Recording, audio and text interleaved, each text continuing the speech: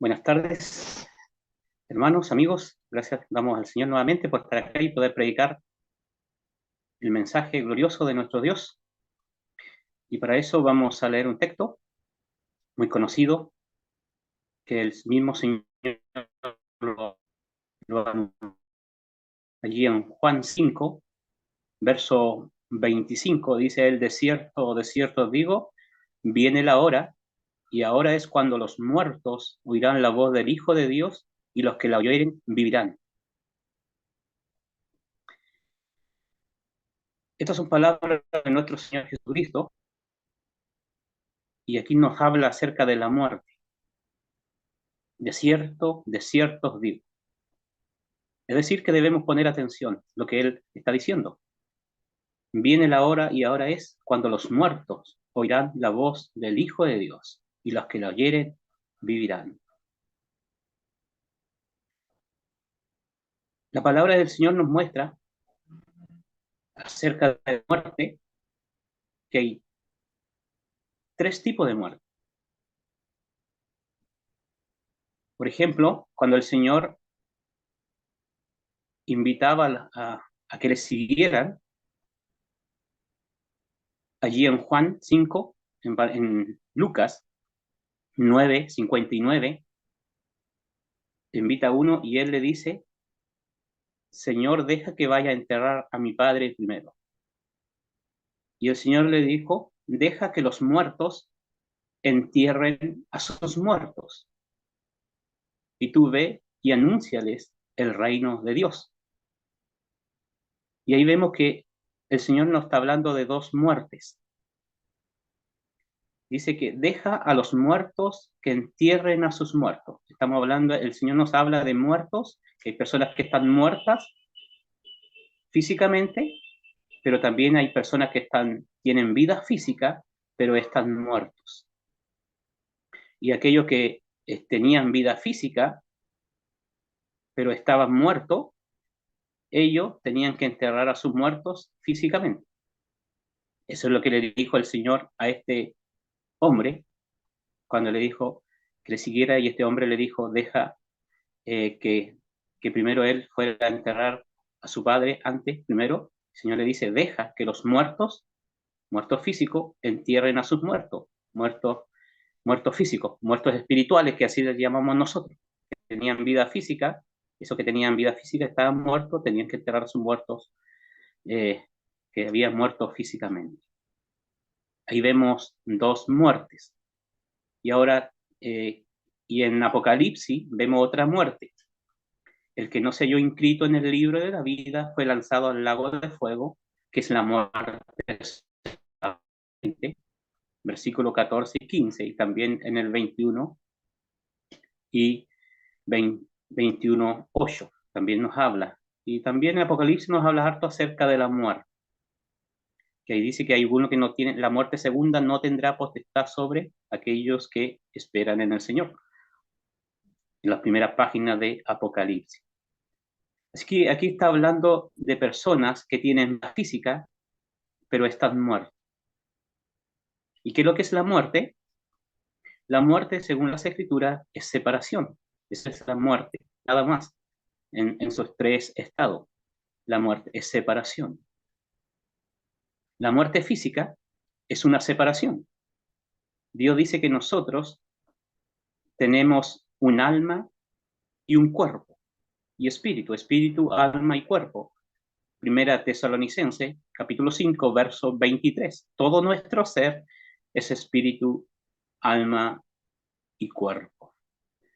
Cuando la persona, hablando de la muerte física, Hebreos 9:27 dice: está determinado que los hombres mueran una sola vez, y después de esto el juicio. La muerte física. Y la muerte física es una separación. Es una separación del alma, del cuerpo. Eso lo tenemos literalmente en Génesis 35, verso 18. Génesis 35, verso 18 dice: cuando Raquel tuvo a su hijo Benjamín, dice que al salirse el alma, murió. Al salirse el alma, murió.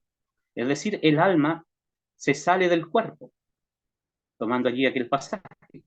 Si también leemos Primera de Reyes, capítulo 17, verso 21-27, allí muere un hijo de una viuda, de Sarepta.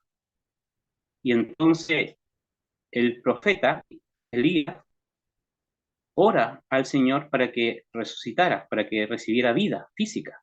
Y entonces él dice que ora y diciendo, Jehová mi Dios, te ruego que hagas volver el alma de este niño a él. Y dice que Jehová oyó la voz, escuchó la voz de Eliseo, y el alma del niño volvió a él y revivió. Volvió a él y revivió. El apóstol Pedro, en su segunda epístola, hablando acerca de la muerte, segunda de Pedro, capítulo 1, verso 14, él dice que está instruyendo a los creyentes. Él le repite cosas y dice que él le repite porque luego él va a abandonar el cuerpo, va a ser abandono, va a partir. Y allí ya la muerte le habla de un partir. También el apóstol Pablo en Filipenses capítulo 1, verso 21 en adelante, al 23. El apóstol Pablo dice, para mí el vivir es Cristo y el morir es ganancia. Pero deseo de partir, deseo de partir. Entonces la muerte física es un partir. El alma es el verdadero ser. El Señor dijo, ¿qué sacar el hombre, ganar todo el mundo y perdiera su alma? En otro evangelio, dice, en el Mateo, dice que ¿qué sacar el hombre, ganar todo el mundo y se destruye a sí mismo? Se destruye a sí mismo. El apóstol dice, deseo de partir. Él desea de partir. Él desea de abandonar el cuerpo. También lo vemos en 2 de Corintios 5, 6 y 8, cuando él dice, estar en el cuerpo es estar ausente del Señor y estar presente al cuerpo. O sea, la Biblia describe al cuerpo vivo, a la vida física, que el alma está en el cuerpo, pero lo describe al cuerpo como muerto cuando el alma hace abandono del cuerpo. Deseo, dice, él dice que, que desea de partir, abandonar el cuerpo. Mientras estoy en el cuerpo, estoy ausente de mi Señor. Pero estar ausente del cuerpo, estoy presente a Él, presente a Él. Entonces, las Escrituras nos habla acerca de la muerte física, un abandono. Y después de la muerte, hay un lugar para los creyentes, que es en la presencia de Cristo. Como dice el apóstol, deseo de partir y estar con Cristo, con Cristo. Pero hay otro lugar, que es la muerte segunda, que es el lago que arde con fuego y azufre. Que cae con fuego y azufre. Esa es la muerte segunda. Y aquí dice el texto, el que oye mi palabra, dice, de cierto os digo, viene la hora y ahora es cuando los muertos oirán su palabra y los que la oyeren vivirán. Pero aquí no está hablando de los muertos de la muerte segunda ni de la muerte física. Está hablando de otra muerte, de la muerte que nosotros le llamamos la muerte espiritual, que es la separación de Dios y del hombre, del pecador de su Dios. El hombre está separado de Dios. El hombre no tiene comunión con Dios. ¿Cuál es la causa? La causa, Isaías 59, verso 2, es el pecado. El pecado nos separa de Dios, dice. Nuestras iniquidades han hecho división entre Dios y el hombre. Adán, por ejemplo, cometió un pecado. ¿Y qué sucedió? Dios lo echó. Dios le dijo a Adán, el día que coma del fruto de la ciencia del bien y del mal, vas a morir el día que comas. Cuando Adán come ese mismo día, esa misma hora, en ese mismo segundo, Adán come y Adán muere. Es separado de Dios. Pierde la comunión con Dios. Ya no hay comunión con Dios. La causa es el pecado. Entonces Adán murió espiritualmente, siguió viviendo físicamente 930 años y cuando tienen 930 años le sorprende la muerte física. Así también nosotros tenemos vida física y lo que hemos oído la palabra del Hijo de Dios, hemos recibido vida. Vida. Si la muerte espiritual es la separación de Dios, entonces la vida es la comunión con Dios. Eso mismo el Señor lo dice en Juan 17:3. Esta es la vida. Esta es la vida eterna, que te conozcan a ti, al único Dios verdadero, y a Jesucristo, a quien has enviado. De cierto digo, viene la hora, y ahora es. Viene la hora. Viene la hora. Y ahora es.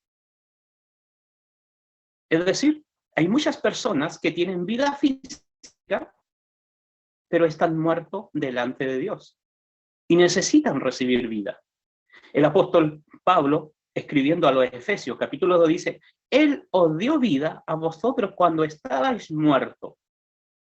O sea, todo aquel que tiene vida con Dios, un día estuvo muerto, estuvo muerto espiritualmente.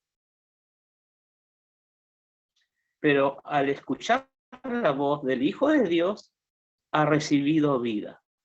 Y ahora el hombre tiene comunión con su Dios. Tenemos comunión con el Señor. Y cuando la muerte física nos sorprenda, cuando el alma abandone este cuerpo, esta morada terrestre, este tabernáculo, irá a la presencia del Señor. ¿Por qué? Porque tenemos comunión con Él. Pero si la persona no oye, no escucha la palabra de Dios, no escucha la palabra del Señor, el alma sigue muerta, es decir, sigue en comunión con el Creador, y al morir físicamente seguirá no teniendo comunión con el Creador, y su destino será en un lugar separado de la presencia, en un lugar de tormento, para esperar el juicio final y ser echado al lago de fuego, que es la muerte segunda, para pasar la eternidad ahí, en ese lugar. Y Dios no quiere eso. El Señor no quiere eso. El Señor contó una historia en Lucas. En Lucas 16, verso 19, en adelante. Lucas, ahí tenemos una historia. Y en el verso 22 de Lucas, nos dice que murieron dos personas. Aconteció que murió el rico y murió el mendigo. Y dice, y en el Hades alzó sus ojos, estando en tormento, y vio de lejos a Abraham y a Lázaro en su seno. Es decir, cuando este hombre rico murió, el alma abandonó su cuerpo y partió al lugar de tormento. Pero cuando Lázaro muere, parte a la presencia, al paraíso, que hoy día el paraíso está en el tercer cielo, donde está nuestro Señor. Y está siendo consolado allí, pero el otro estaba siendo atormentado. De cierto digo, viene la hora. Dice que viene la hora. ¿Por qué dice que viene la hora? El Señor siempre hablaba que venía la hora, y hablaba de la hora de su muerte, de entregar su vida ahí en la cruz. Porque la cruz, su muerte, es la base para poder otorgar vida al pecador. Para que el pecador pueda tener comunión con Dios, Cristo debe morir. Aún no llegaba su hora, pero viene la hora. Va a llegar la hora. Y la hora llegó. Y Él fue a la cruz. Fue a la cruz. ¿Qué hizo en la cruz? Allí en la cruz tomó aquello que nos separa de Dios, aquello que nos impide tener comunión con Dios, que se llama pecado. El pecado fue quitado y fue cargado en la espalda de Cristo, allí en la cruz. Y Él sufre lo que nosotros debíamos sufrir: la separación y la ira de Dios, que es la muerte segunda, la furia de Dios. Para que nosotros pudiéramos tener comunión con Dios, Él tuvo que perder la comunión con Dios, de ser desamparado. Para que nosotros pudiéramos ser salvos de la muerte segunda, del infierno, del lago de fuego, Él tuvo que llevarlo sobre sus hombros. ¿Por qué? Porque nuestros pecados le fueron imputados a Él. Él no hizo pecado, como dice Pablo, Corintios 5:21. Él no hizo pecado, en Él no hay pecado, pero a Él se le hizo pecado. Dice, para que nosotros pudiéramos ser hechos justicia de Dios en Él. Hechos justicia de Dios en Él.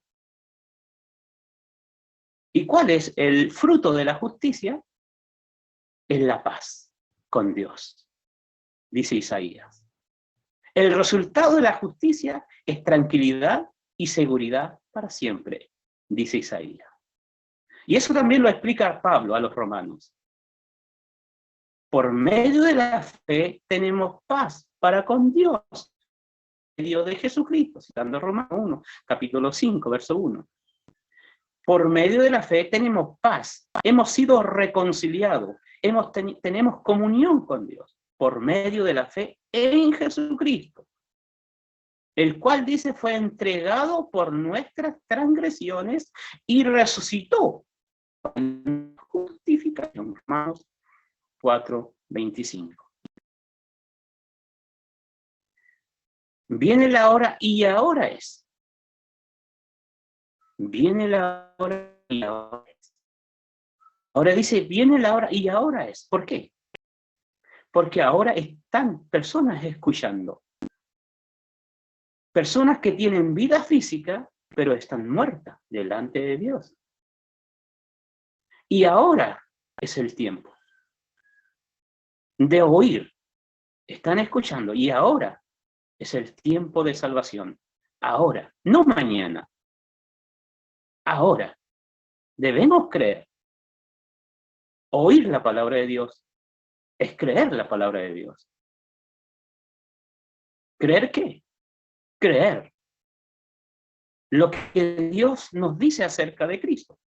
Que Él es Dios. Que Él es Dios. Y al venir al mundo, Él toma una naturaleza humana. No toma un cuerpo humano. Porque si no sería Dios metido adentro de un cuerpo humano. No, toma naturaleza humana. Él es Dios. Pero hombre a la vez, espíritu de hombre, alma de hombre y cuerpo de hombre. Es un hombre, por dentro y por fuera. Y Él vive una vida perfecta y va a la cruz. Y allí en la cruz hace esta obra, esta gran obra, para que nosotros pudiéramos tener comunión con Dios, para que nuestro pecado sea quitado. Porque no hay forma que nuestro pecado sea quitado. No hay forma, nosotros no podemos, dice el profeta, que ni aunque lo lavemos con lejía y amontonemos jabón, aún seguirá esta mancha, este pecado que nos separa de Dios. Y tampoco podemos cambiar, dice. Tenemos que mirar al leopardo, dice.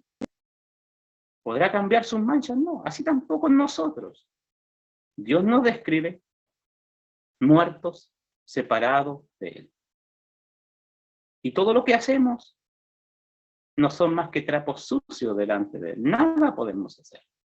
Pero Dios en su amor y en su misericordia nos envía a su Hijo. Y Él hace la obra allí en la cruz. ¿Qué nos queda a nosotros? Creer que el Hijo de Dios vino al mundo a salvarnos, porque nosotros no podemos salvarnos a nosotros mismos. No podemos. Muchas veces uno pregunta, si usted muriera hoy, ¿dónde se iría? Me voy al cielo. ¿Y por qué? Porque no sé, he sido tan mala, porque sirvo al Señor. No. Lo que las Escrituras nos enseña, que ningún hombre puede hacer algo para ir al cielo. Ninguno. La salvación es un regalo, dice Pablo a los romanos. La salvación no es por hacer algo, por obra, si no es por obra, dice Efesios 2:8. Porque si el hombre obra, es que Dios me debe la salvación. Y Dios dice que no necesita nada de nadie. Es el que da aliento y vida. Él no necesita de nada.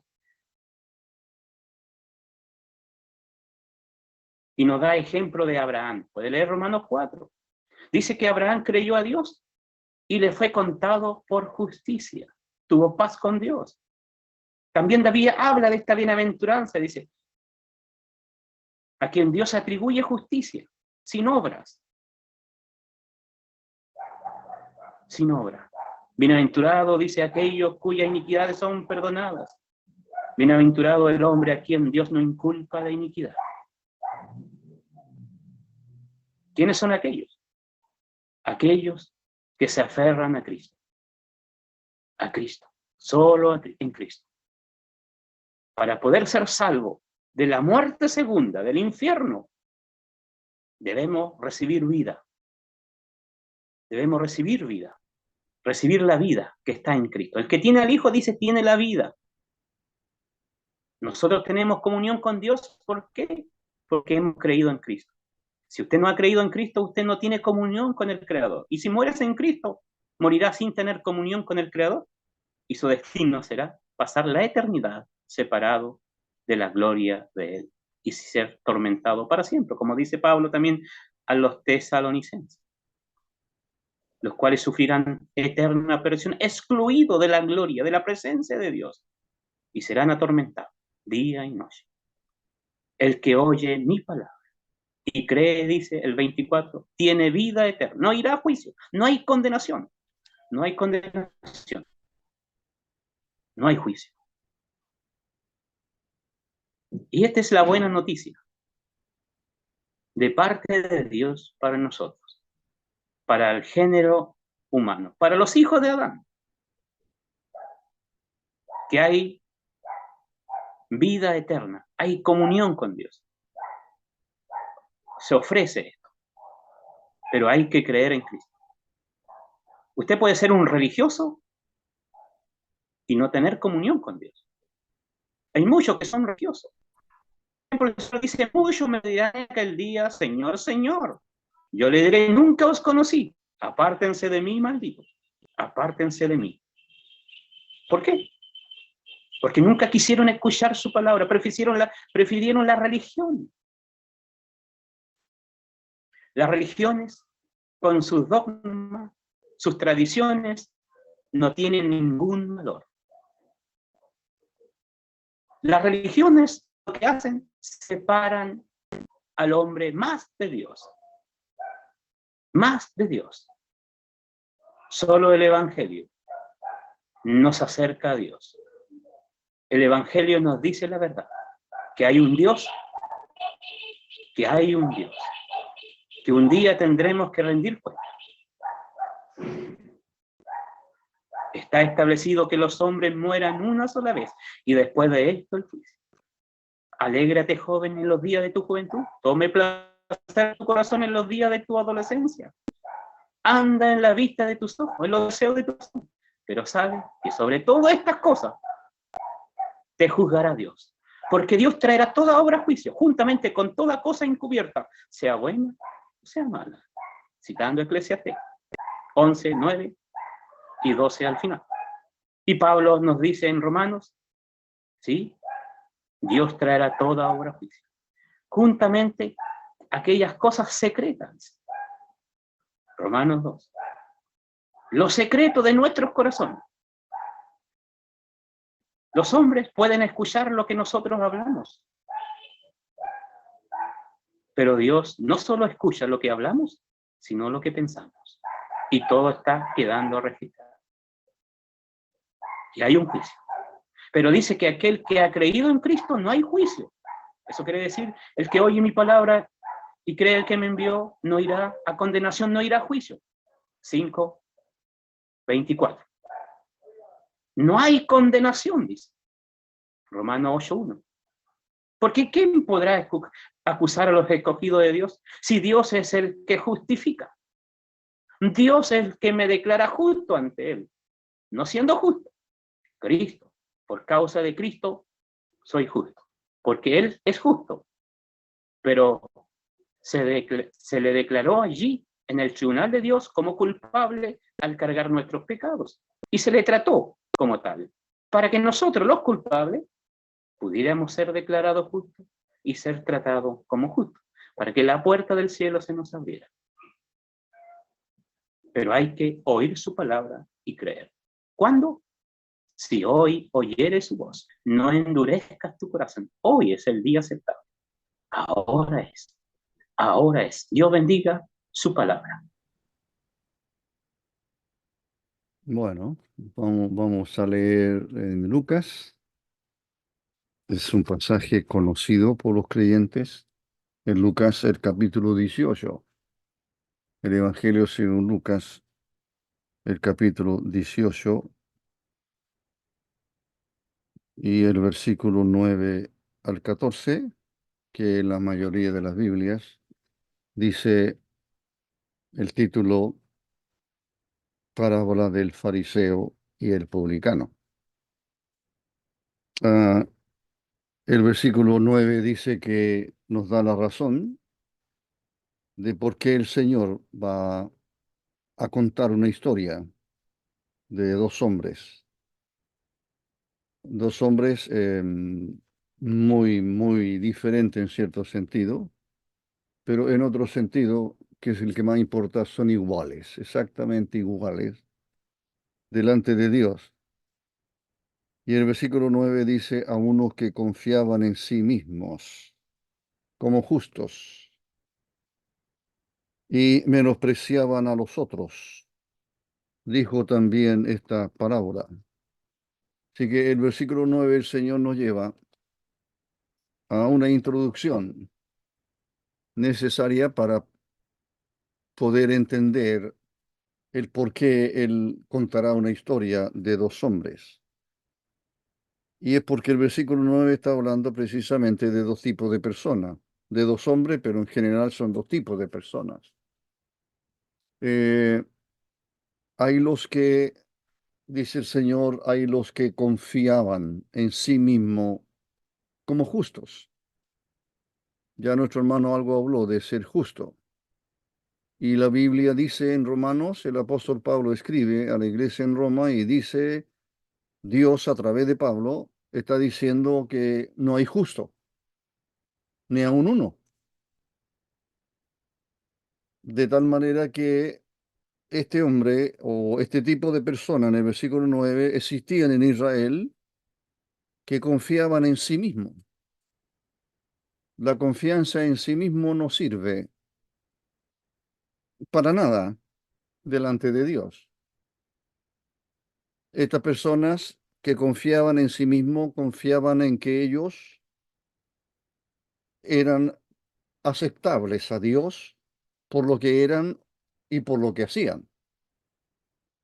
Pero eso está lejos de la verdad de Dios, con el texto que acabamos de citar en Romanos y otros, donde dice todos pecaron. Por lo tanto, no hay justo ni en uno. No hay ni siquiera uno bueno, dice Dios allí en su palabra. Así que estos hombres, o este grupo de hombres del versículo 9, son personas que están muy lejos de Dios y podríamos decir que aún más lejos de otros que a los ojos de todos casi eran más malos que ellos.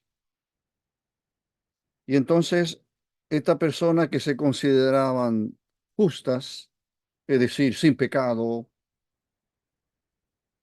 ellos hacía que esto que ellos creían, no es que creían a Dios o creían algo de Dios, sino que ellos creían en sí mismos que eran justos y por lo tanto esa justicia propia les hacía mirar a los demás, por supuesto, como personas indignas delante de Dios. Ese es el contexto. Por eso dice el versículo 9, a unos que confiaban en sí mismos. Y al confiar en sí mismos menosprecian a otros considerándolos más malos o muy malos, no como ellos. A ellos entonces les cuenta una historia. Y esta historia tiene que ver, dice el Señor, con dos hombres que van al templo a orar. Estamos en Jerusalén, según la parábola. Estamos en el templo en Jerusalén, templo que hoy no existe, que fue destruido el año 70 de nuestra era y que no se ha vuelto a reconstruir. Es el templo como lugar de la presencia de Dios y por ende era el lugar donde se adoraba a Dios. Era el único lugar aceptable por Dios. Primero el tabernáculo en el desierto y luego el primer templo construido por Salomón, destruido por Nabucodonosor y vuelto a reconstruir. Y es el templo que tenemos ahora reconstruido por Herodes. Había hora para la oración, o hubo horas, había un momento para la oración, había un momento para sacrificar, ofrecer sacrificios a Dios. Todo eso estaba regulado por la palabra de Dios en el Antiguo Testamento. Así que estos dos hombres, ambos son judíos, pero son muy diferentes en su estilo de vida y en su forma de pensar. Él dice que en el versículo 9 hay los que confiaban en sí mismos. Puede ser que hayan personas ahora que confían a lo mejor en sí mismo en el sentido que creen sinceramente que son personas buenas, que no le hacen mal a nadie, que intentan o creen hacer lo que es correcto delante de Dios. Esas personas están más lejos de Dios que cualquiera. Entonces, el Señor le cuenta la parábola y yo no voy a hablar de el primero de los hombres, que es un fariseo, el otro es un publicano. Son dos polos absolutamente opuestos desde el punto de vista humano. A los ojos de los israelitas eran dos grupos muy antagónicos entre sí. Los fariseos en general eran religiosos en extremo y, como dice aquí, que confiaban en sí mismos, en el sentido que lo que hacían era bueno, que agradaban a Dios en todo, que cumplían con la ley, etcétera, etcétera, y con ello entonces eran justos. Delante de Dios no están haciendo nada malo. Esas personas no existen. No existe esa persona. Pueden haber personas que procuran llevar un buen vivir en el sentido de no hacer daño a los demás, sí, pero esa persona olvidan que han nacido de padres pecadores. Sus padres a su vez nacieron de padres pecadores y que todos los seres humanos nacemos pecadores. Así que somos pecadores según Dios por nacer de padres pecadores y a medida que vamos creciendo, somos pecadores también por práctica. Así que nuestra condición delante de Dios no es una condición que agrada a Dios. No es una condición que lleve en absoluto algo favorable de nosotros a Dios. Porque Dios es santo. Porque Dios no tolera el pecado. No, imposible. Y siendo el hombre pecador, ¿cómo podríamos ser tolerados por Dios? Pero aquí hay un grupo de personas que confían en sí mismo, creyendo que todo está bien con Dios, que tienen una relación con Dios y no la tienen, están equivocados. Y entonces el Señor nos lleva en el versículo 13 a hablarnos del otro grupo de personas y que el Señor los reúne en un solo hombre como ejemplo, que es un publicano, o la traducción correcta sería un cobrador de impuestos. Los creyentes que han leído las Escrituras, que conocen los Evangelios, sabrán que un publicano era un cobrador de impuestos, como Saqueo, como Mateo, que antes se llamaba Leví, pero que llegó a ser apóstol de Cristo, después de un llamado del Señor personal a él. Así habían publicanos y también habían fariseos que sí los conocemos, como Pablo, el apóstol, antes de convertirse en el apóstol Pablo, era Saulo de Tarso y era un fariseo en extremo. O Nicodemo, que en el Evangelio según Juan, en el capítulo 3 aparece como yendo a la casa donde el Señor se encontraba para conversar con él y decirle, has venido de Dios. Ese también era un fariseo.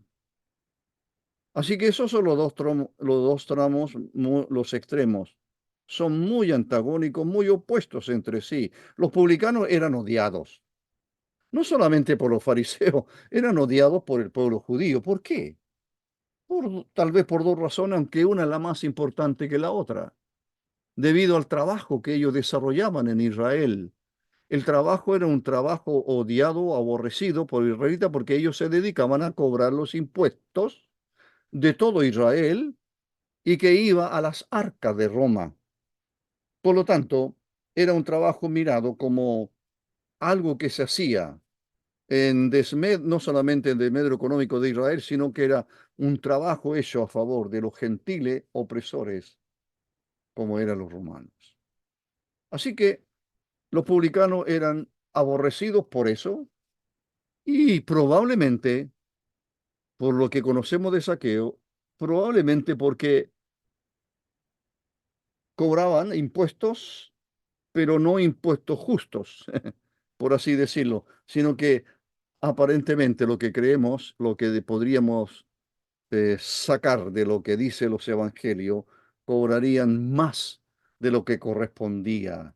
Y por eso Saqueo es menospreciado. Así que esa es más o menos para que nos ubiquemos en estos dos grupos de personas, pero yo quiero que nuestra atención esté más dedicada, más puesta en el conocido aquí o llamado publicano. Dice el versículo 13. Mas pero el publicano, a diferencia del fariseo, el publicano está lejos. ¿Lejos de qué? Lejos de donde están todos que han ido a orar. El publicano no se siente con merecimiento alguno para estar cerca del lugar de oración como otros. El fariseo está cerquita porque él piensa que será oído por Dios. El publicano siente, dice, sigo leyendo, más el publicano es tanto lejos. No quería ni aún alzar los ojos al cielo. Se atrevía a alzar los ojos al cielo. Ya explicaré aquello. Sino que se golpeaba el pecho en un signo de arrepentimiento, de congoja, de vergüenza, se golpeaba el pecho diciendo, Dios, haz, aquí dice sé, pero creo que sé, haz propiciación por mí, pecador. O digo, dice el Señor, eso es todo. La historia del publicano se resume en un solo versículo, en un solo versículo, en unas pocas palabras. El publicano queda, de, su descripción queda a la vista de todos los que pueden leer aquí. Y entonces el 14 el Señor habla y dice, como resumen de esta historia, termina la historia en el versículo 13 y ahora en el 14 el Señor da el resultado de esta historia, por así decirlo. ¿Cómo concluye? ¿Qué pasó con estos dos hombres? Hay uno que confía en lo que es, en lo que hace, etcétera. Hay otro que siente una vergüenza en extremo de estar delante de Dios que no puede orar. ¿Cómo termina la historia? ¿Cómo terminaría tu historia? Porque puede identificarte con uno o con otro, ¿verdad? Os digo, dice el versículo 14, os digo que el publicano, descendió a su casa, se fue a su casa. Descendió era una forma de decir que el templo está en un monte, en realidad el monte Moría, donde Abraham iba a sacrificar a Isaac. Ahí estaba el templo. Por lo tanto, estaba sobre una colina. Así que todos subían al templo. También se usa eso. Juan y Pedro subían al templo a orar. Al templo se subía. Terminado todo, se descendía. Y eso es lo que dice el versículo 14. Este descendió a su casa justificado antes que el otro, porque cualquiera que se enaltece será humillado y el que se humilla será enaltecido. Entonces, quisiera mencionarle por lo menos cuatro verdades que yo puedo rescatar y que nos ayude entonces a entender mejor lo que el Señor quiso decir. Y todo basado en el publicano. Número uno, el publicano está lejos. Está lejos. El número dos, el publicano siente una profunda vergüenza. Siente una profunda vergüenza de estar delante de Dios. Número tres, este hombre eleva una oración, una sencilla oración, una profunda oración, una verdadera oración. Él dice, Dios, como hemos leído, sé propicio a mi pecador. Y número cuatro, dependerá del tiempo, ¿cierto? Su clamor es oído. El Señor responde a su oración. Y eso es. Ese es el publicano. Esa es la experiencia de todo creyente en Cristo. No puede haber un hombre o una mujer creyente en Cristo, salvado por su gracia, que no haya tenido una experiencia así. Imposible. Imposible. Partamos por el número uno. Lejos. ¿Lejos de qué? Lejos de lo demás. Eso es la realidad del pasaje. Pero no cabe ninguna duda que este hombre y todo hombre y toda mujer, todos pecamos, por ende estamos lejos de Dios. No es que estemos lejos de la iglesia, no es que estemos lejos de un templo. No, no, no. El hombre en sus pecados han hecho, como dice la Escritura, han hecho una brecha, una distancia que es imposible por los medios propios alcanzar a Dios. Dios está inalcanzable al ser humano. Si usted me escucha y no es creyente, tengo que decirle que usted está lejos de Dios. Eso es lo que Dios dice en su palabra. Usa otro vocablo el Señor. Todos pecaron y están destituidos de la gloria de Dios. La gloria de Dios allí es su presencia. Destituido. El hombre en su pecado no tiene lugar delante de Dios. Nada. Jamás estará con el Señor. Nunca. Al contrario, en la condenación eterna. La condición de pecador es la más miserable condición del ser humano. Un pecador no perdonado es una vida miserable, sin Dios, sin salvación. Porque jamás, jamás fue en una oración sincera como este hombre a la presencia de Dios. Así que, número uno, entonces, la condición de este hombre es la condición de todo ser humano en este mundo, lejos, muy lejos de Dios. La gloria de Dios, inalcanzable, su presencia. Allí la gloria de Dios significa la presencia de Dios. Está destituido de la gloria de Dios. No tiene alcance la gloria. La presencia de Dios es inalcanzable para ti si tus pecados no son borrados. Pero, además, eso es lo que dice el Señor. Este hombre está lejos de Dios. muy lejos. Pero ahora tenemos las palabras sinceras, creo yo, que salen de lo más profundo de su ser, de este hombre. Porque hemos leído que este hombre eleva una oración. Está lejos, dice, pero aún en donde esté, no importa donde esté. Y eso lo aplico a cualquiera persona, no importa dónde estés. Si te considera que estás muy lejos de Dios, puedes elevar un clamor, porque eso es lo que hace este hombre, eleva un clamor. Perdón, este hombre antes del clamor siente él una profunda vergüenza. Está cerca del templo de Dios. No como los demás, está mucho más cerca, pero él considera que él no tiene nada, nada que ofrecerle a Dios. Es un pecador. Y entonces el versículo 13 dice, más el publicano estando lejos, no quería, este era el segundo punto, no quería ni aún alzar los ojos.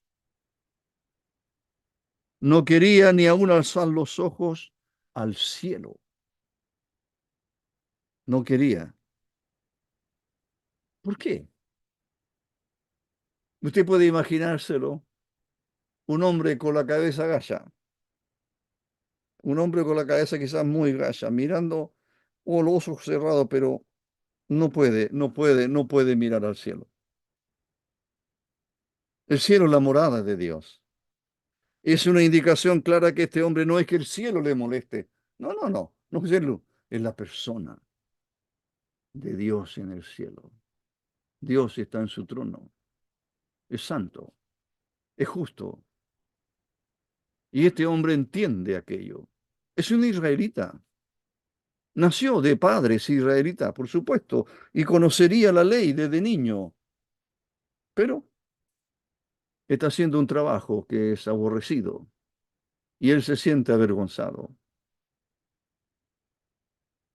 Amigos y hermanos también, el pecado avergüenza, o por lo menos debe avergonzar.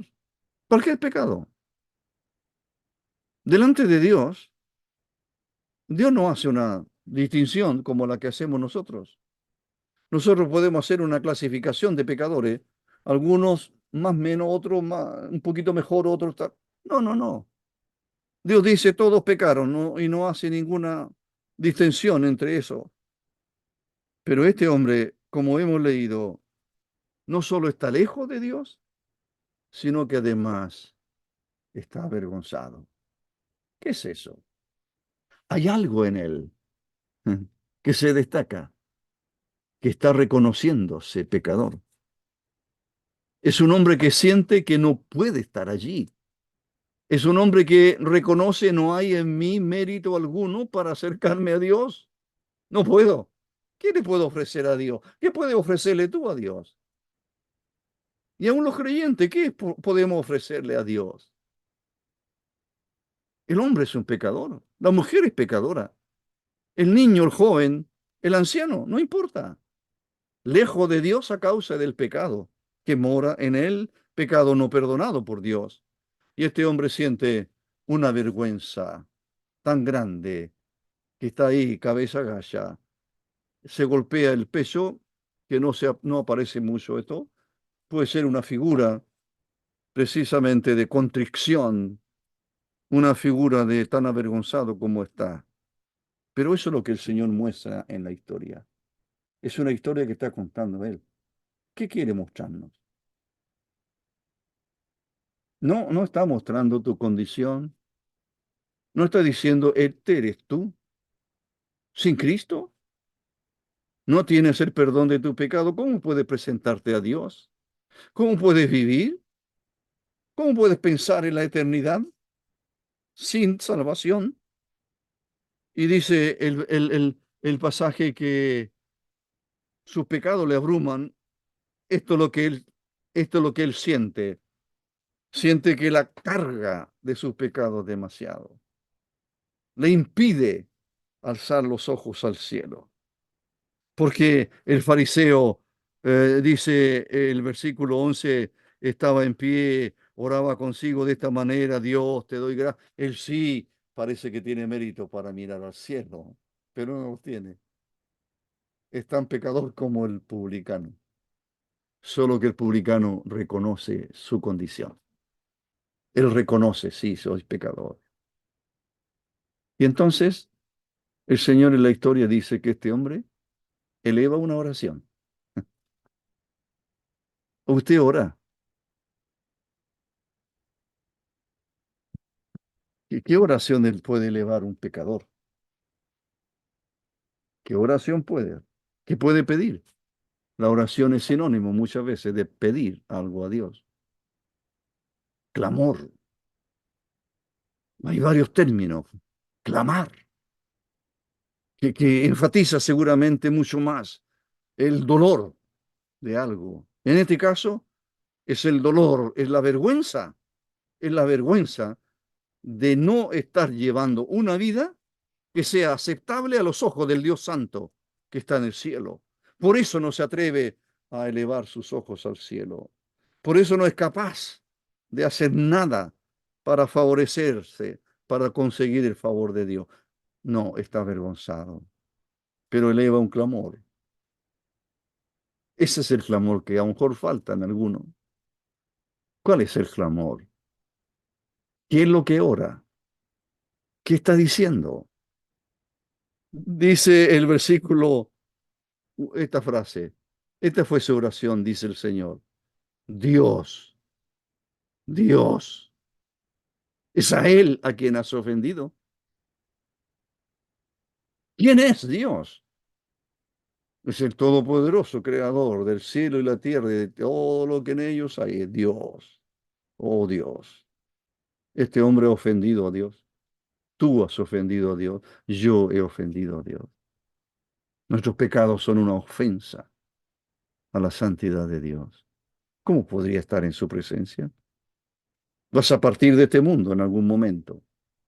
¿Vas a ir al cielo, a la presencia de Dios? Este hombre ni siquiera se atreve en vida, ni siquiera se atreve a mirar al cielo. ¿Cómo podría siquiera pensar ir al cielo? Así que su clamor es: Dios. No se dirige a otro hombre, no, no, no. No está orando al sacerdocio. No, no, no. Es a Dios. Es a Dios. Sé o haz propiciación. Es un término propio de Israel, según las ordenanzas de Dios, de un sacrificio que se hacía. Propiciación. La propiciación tiene que ver con una sangre derramada de una víctima inocente y que es derramada sobre el propiciatorio en el arca. Así fue establecido por Dios. Él está diciendo: Dios, haz una propiciación por mí, que un sacrificio en mi lugar se haga. Yo no puedo. ¿Qué puedo ofrecerle a Dios? ¿Qué puedes tú ofrecerle a Dios? Y este hombre dice: Señor, oh Dios mío, tú puedes hacer la propiciación. ¿Y cuál fue la propiciación hecha por Dios? Su Hijo.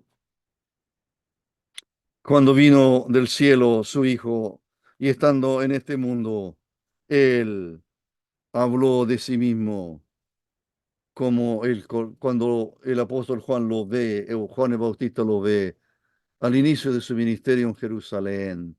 Ve Juan, el precursor de Cristo, el Salvador del mundo. Juan el Bautista lo ve quizás a lo lejos y lo reconoce y dice: he aquí, ahí está, esa es la idea. Aquí está, ¿quién? El Cordero de Dios, que quita el pecado del mundo.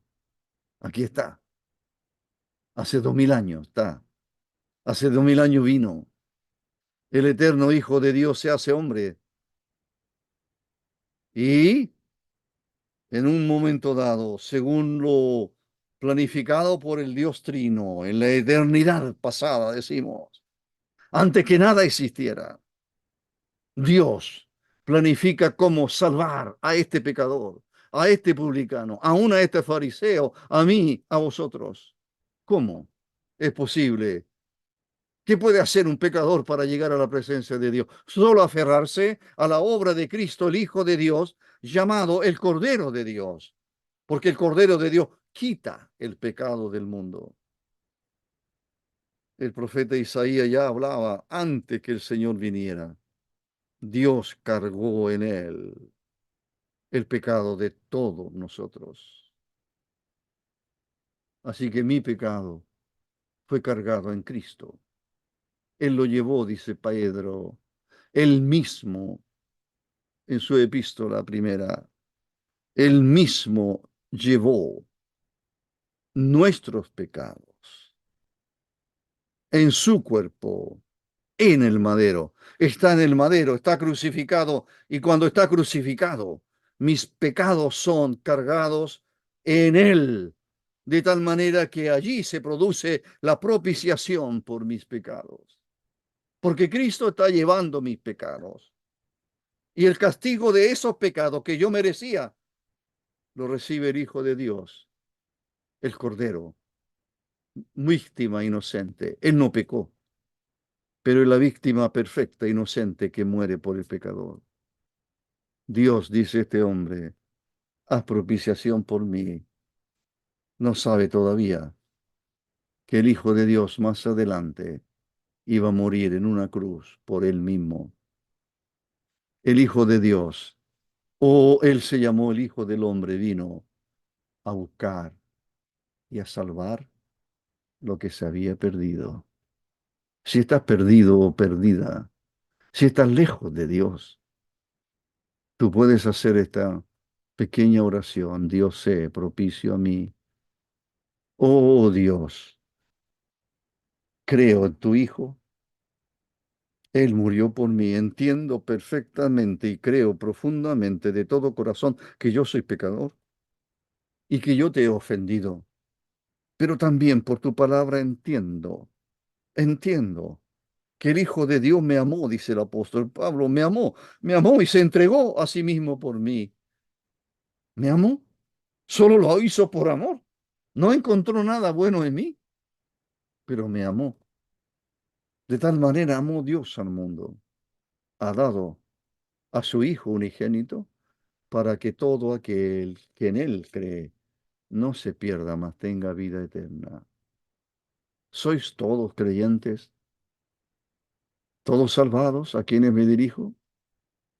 No sé cuántos son. Puedo mirar aquí cuántos son. Hay como 31 personas escuchando.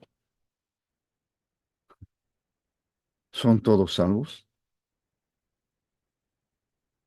Y entonces el Señor termina diciendo, después de esta oración que eleva de lo más profundo de su corazón, este hombre que se acepta, cree, por supuesto, cree que él es un pecador perdido, pero al mismo tiempo lo único que necesita es misericordia de parte de Dios. Esa misericordia se expresó en la cruz. Y Dios ahora perdona a todo pecador. ¿Qué dice el versículo? ¿Cómo termina esta historia? Según el versículo 14. Esta historia termina diciendo el Señor, este descendió a su casa, justificado, antes que el otro. Descendió a casa. Había subido, pero no fue capaz de acercarse tanto a la presencia de Dios, si miramos así. Aún si quiere orar, no se atreve a orar, no se atreve a elevar sus ojos al cielo, avergonzado. ¿Sabe? Esa es la actitud que Dios espera del pecador. Nada de orgullo, no, nada de creer que soy merecedor de algo que Dios da. Merezco solo el infierno eterno. Pero Dios me amó y en su Hijo hay salvación.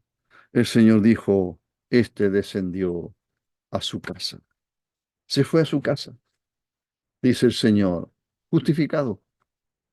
El apóstol Pablo escribe a los Romanos, capítulo 5, y habla de que siendo justificados, que quiere decir Dios me ha declarado justo. Ese es el término, ese es el significado. Es una declaración de Dios, es una declaración de legal, tiene que ver con leyes, tiene que ver con Dios hace una declaración, Él, y Él dice, este hombre, yo lo declaro justo, no es justo, no, pero yo lo declaro justo, no le voy a culpar de nada. ¿Por qué? Porque Dios dice, mi hijo pagó por él. ¿Por qué tiene que pagar el que creyó si ya mi hijo pagó? ¿Quieres ser salvo? ¿Quieres que todos tus pecados sean perdonados? Hay un solo camino, el de este hombre que en la parábola el Señor le llama el publicano, pero que es una figura, es el icono de todo ser humano delante de Dios. Todos pecaron, no se olvide, usted también. Todos somos pecadores, todos. Todos merecemos la condenación eterna, todos. No hay mérito alguno en el hombre y en la mujer, no, no, no. No importa lo que hagas, pensando en hacer un favor a Dios, pensando que te estás ganando algo de Dios, no, no. Tus pecados te llevan al infierno eterno. Pero hay salvación de ese infierno. Hay salvación solamente en Cristo, porque Él en la cruz del Calvario fue desamparado de Dios, lo que lo llevó a clamar, Dios mío, ¿por qué me has desamparado? Fue desamparado por Dios para ampararnos a nosotros. Esa es la salvación. ¿Qué debo hacer para ser salvo? Pregunta un hombre. Y la respuesta del apóstol Pablo y de su compañero de ministerio Silas o Silvano le dicen a unísono tal vez, o sería Pablo el que gritó, le dice, cree. La pregunta es, ¿qué debo hacer para ser salvo? ¿Qué debo hacer? Díganme qué debo hacer para ser salvo. Díganme qué debo hacer para ser librado de ese infierno. ¿Qué debo hacer para ser librado de la condenación que está pesando sobre todo pecador porque no hay mérito alguno en él? Y Pablo y Silas, oh Dios, a través de ellos portadores del mensaje de salvación, ellos los evangelistas, declaran la única verdad del Evangelio. Cree en el Señor Jesucristo y serás salvo. Oremos. Padre nuestro, te damos gracias por toda tu misericordia y toda tu bondad. Gracias por las palabras de nuestro Señor y Salvador Jesucristo, cuando estuvo aquí, antes de ir a la cruz, cuánto enseñó. Todo en él es verdad. Y sus palabras siguen resonando. Hay salvación en él. Las palabras o el clamor de este hombre, Dios sé propicio a mi pecador, son oídas, porque Dios oye el clamor del perdido. Y Dios tiene toda la disposición, dispuesto siempre a perdonar al pecador que se acerca a Él. Gracias te damos, Dios bendito y Padre nuestro. Te damos gracias por el Evangelio glorioso que se predica aún en este mundo. Que almas perdidas sean alcanzadas, salvadas por la obra de Cristo, creyendo en Él. Te damos gracias en el nombre del Señor Jesucristo. Amén.